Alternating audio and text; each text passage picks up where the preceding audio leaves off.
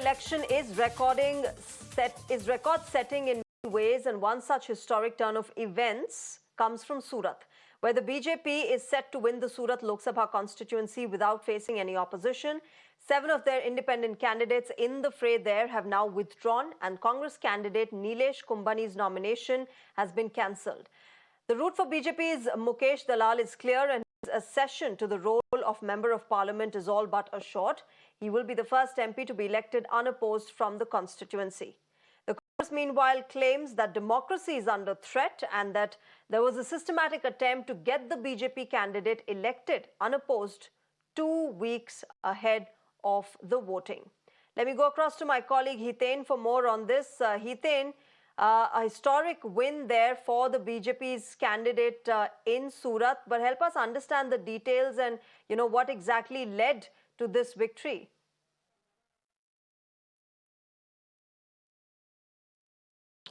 बिल्कुल देखिए, बीते 48 घंटे से गुजरात में सूरत की लोकसभा सीट पर एक हाई वोल्टेज ड्रामा चल रहा था। सूरत में कल जब फॉर्म सिलेक्शन चल रहा था, उस दौरान सूरत के जो कैंडिडेट थे कांग्रेस के नीलेश कुंभानी, उनका फॉर्म रिजेक्ट किया गया। हालांकि उन्हें समय दिया गया था, परसों ही उन्हें कल सुबह 9 बजे तक का समय दिया गया था, क्योंकि उनकी तरफ से जो प्रस्तावक थे, जो सपोर्टर्स थे, वो सपोर्टर्स की सिग्नेचर उनके फॉर्म पर थी नहीं, या फिर कुछ बीजेपी की तरफ से ये शिकायत की गई थी कि सपोर्टर्स की सिग्नेचर नकली है।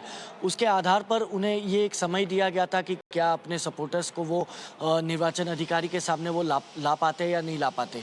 सपोर्टर्स उनके निर्वाचन अधिकारी के सामने आए नहीं। उसके बाद उनका फॉर्म रिजेक्ट हुआ। उसके बाद एक के बाद एक आज दोपहर तक जितने भी इंडिपेंडेंट या फिर छोटे पॉलिटिकल पार्टीज़ के जो कैंडिडेट थे, उन सभी ने एक के बाद एक अपना जो फॉर्म था वो पीछे खींच लिया। इस आधार पर भारतीय जनता पार्टी के जो कैंडिडेट है दलाल, वो कहीं ना कहीं अब अनअपोज जीत चुके हैं। हालांकि उन्हें विनिंग का जो सर्टिफिकेट है वो भी दे दिया गया है, लेकिन अभी भी ये हाई वोल्टेज ड्रामा जो है वो चल रहा है। बीजेपी के लिए एक ऐतिहासिक जीत जरूर है।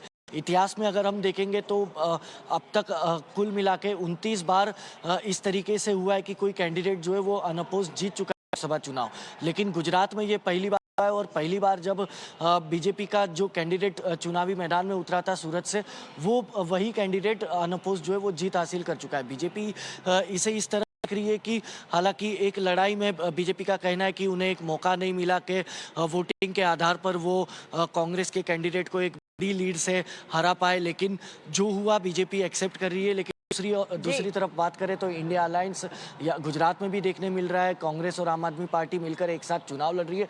वो दोनों इसे लोकतंत्र की हत्या की बात करते हुए सीधे तौर पर कह रही है कि गुजरात हाई कोर्ट या फिर सुप्रीम कोर्ट जो भी लीगल एक्शन लेना पड़े, इसके खिलाफ उठाया जाएगा।